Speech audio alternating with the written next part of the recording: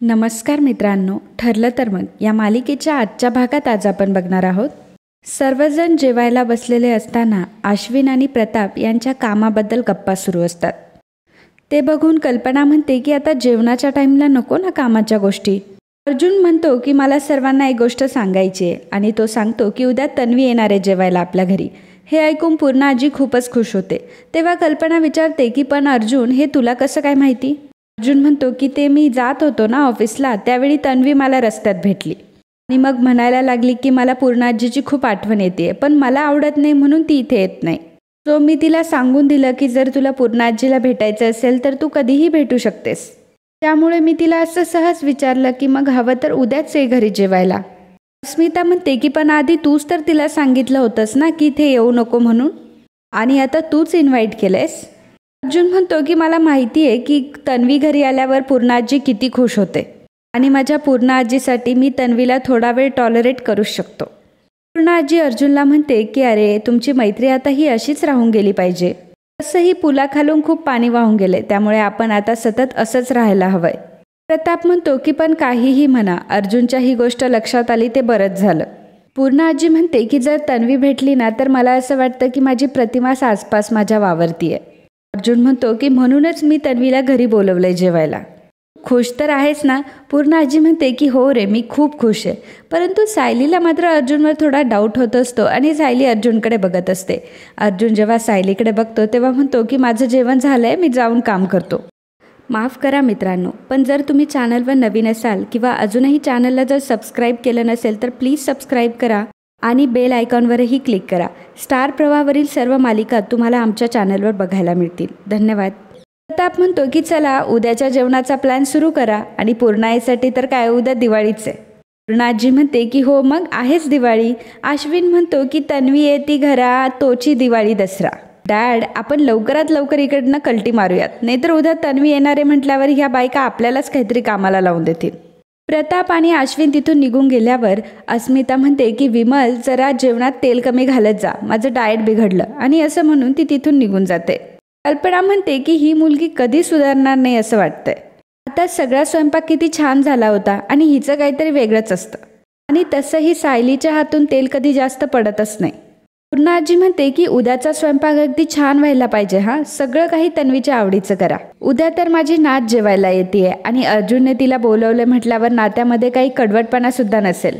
सायली म्हणते की पूर्णा आजी तुम्ही नका काळजी करू. तर पूर्णा आजी म्हणते की आता दोन्ही घरातला दुरावा हा मिटायला हवा. अशीही माझ्या वाढदिवसापासून सुरुवात तर झालीच आहे आणि आणखीही चांगले दिवस येतील.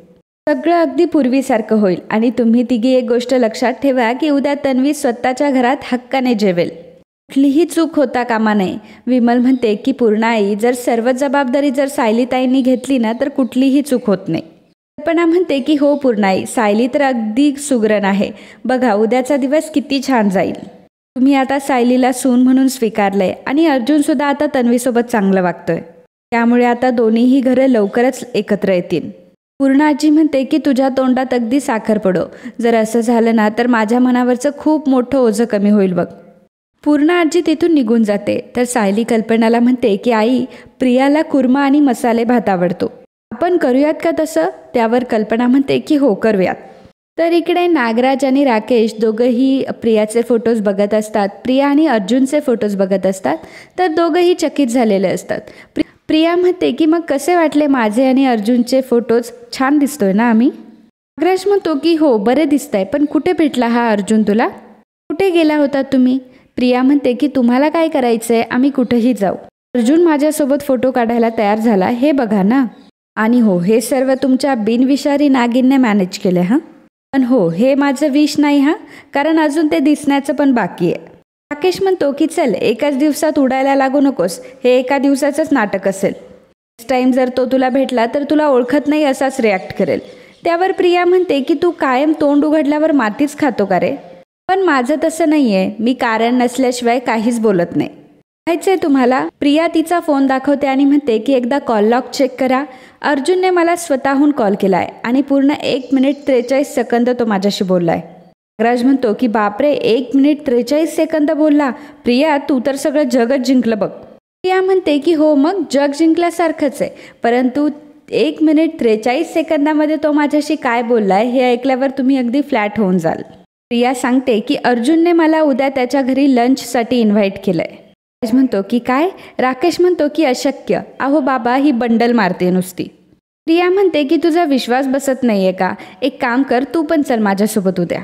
हवं तर माझा ड्रायव्हर बनून ये आणि मग लॉनमध्ये बसून घरात काय चालू आहे हे पण दिसेल. तुझं जेवण सुद्धा मी लॉनवरच पाठवून देईल. नागराज म्हणतो की थांब 1 मिनिट प्रिया, अर्जुनने तुला घरी जेवायला बोलवलंय? प्रिया म्हणते की अर्थात. नागराज म्हणतो की काय सॉलिड प्रगती केली आहेस प्रिया तू. प्रिया म्हणते की हे तर काहीच नाहीये, उद्या तर मी फक्त लंचसाठी चालली आहे. लवकरात लवकर सुभेदारांच्या घरात सून म्हणून सुद्धा जाईन, तुम्ही फक्त बघतच राहा. आणि असं म्हणून प्रिया तिथून निघून जाते. राकेश नागराजला म्हणतो की पप्पा, कालपर्यंत ही प्रिया बैलगाडी होती आणि आज अचानक बुलेट ट्रेन कशी काय झाली? तेव्हा नागराज देखील या गोष्टीवर विचार करू लागतो. तर इकडे अर्जुन आणि सायली त्यांच्या रूममध्ये असतात. सायली कपड्यांच्या घडा घालत असते आणि त्याचवेळी अर्जुन तिच्याकडे बघतो. अर्जुन तिच्यापासून त्याची नजर चुकवत असतो आणि सायली मात्र अर्जुनकडेच बघत असते. सायली उठते आणि बाथरूममध्ये ते कपडे ठेवून येते. अर्जुनला असं वाटतं की गेली बाबा एकदाची. अर्जुन अगदी निवांत होतो आणि जेव्हा वरती बघायला जातो तेव्हा सायली मात्र हाताची घडी घालून अर्जुनकडे बघत असते. अर्जुन पुन्हा ते पुस्तक हातात घेतो आणि पुस्तक वाचण्याचं नाटक करत असतो. सायली मात्र अर्जुनकडे एकटक बघत असते. अर्जुन सायलीला विचारतो की काय? सायली म्हणते की कुठे काय? अर्जुन म्हणतो की काय झालं? सायली म्हणते की तेच म्हणते की तुम्हाला काय झाले, तुम्ही काय असं वागताय? अर्जुन म्हणतो की अहो माझं काय, मी तर फक्त काम करतोय. एक नवीन केस आली आहे, मर्डर केस आहे, त्याबद्दलच स्टडी करतोय. सायली म्हणते की विषय बदलू नका सर, तुम्हाला चांगलंच माहिती आहे की मी कशाबद्दल बोलतेय. तुम्ही प्रियाला अचानक घरी जेवायला कसं काय बोलावलं? मी खाली दिलेली उत्तरं तर मला अजिबात देऊ नका.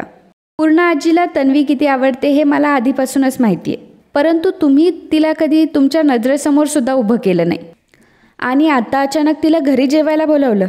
तर सायली ही अर्जुनकडे जरा संशयाने बघत असते. अर्जुन म्हणतो की मागच्या जन्मात काय तुम्ही डिटेक्टिव्ह होतात का? सायली म्हणते की ह्या जन्मी आहे असं समजा आणि उत्तर द्या. तुम्ही प्रियाला परत घरी बोलावून प्रियाचा अपमान करणार आहात का?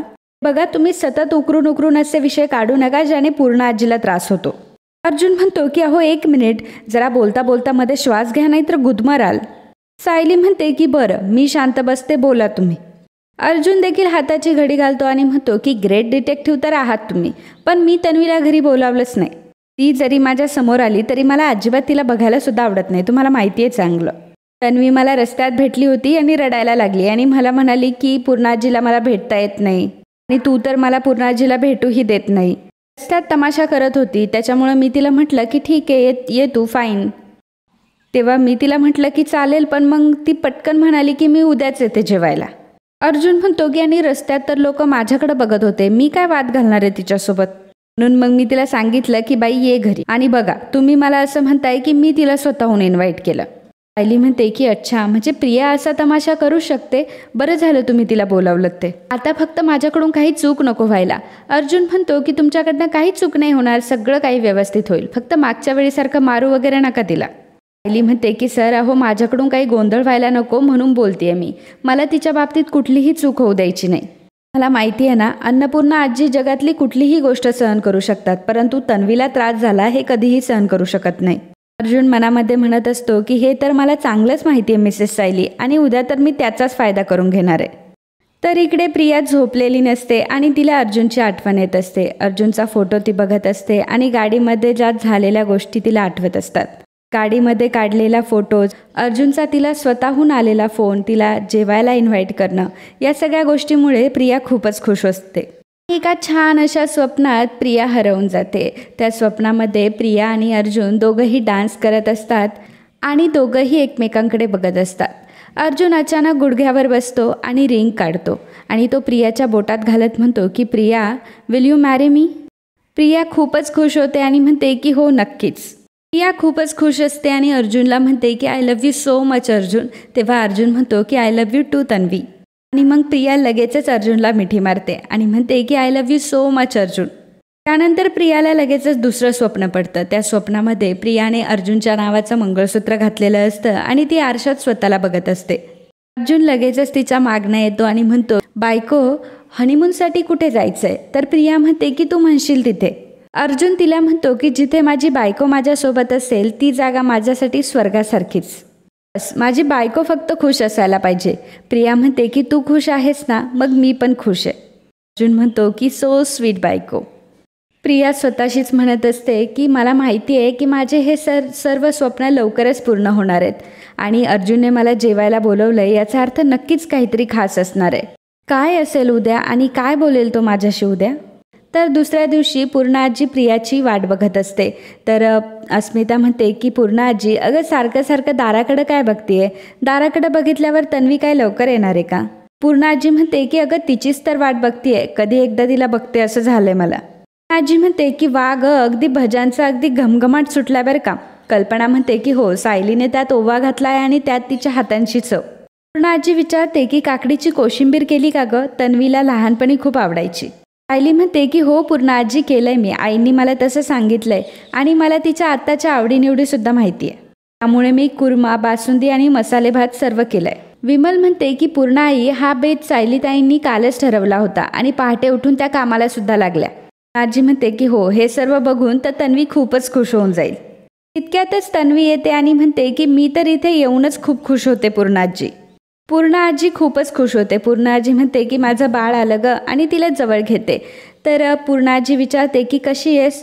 प्रिया म्हणते की मी तर खूप छान आणि जर तुम्हाला इथे रोज जरी बोलवलं ना तरी मी इथे येईल. पूर्णा आजी म्हणते की अगं मग येत जा ना.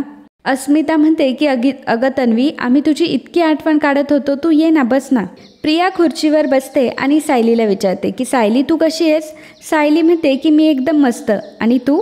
प्रिया म्हणते की मी तर मस्तच आणि आता माझ्याच घरी आलंय म्हटल्यावर मला इतकं मोकळं मोकळं वाटतंय ना. कल्पना विचारते की बरं तन्वी, तू सरबत घेशील ना?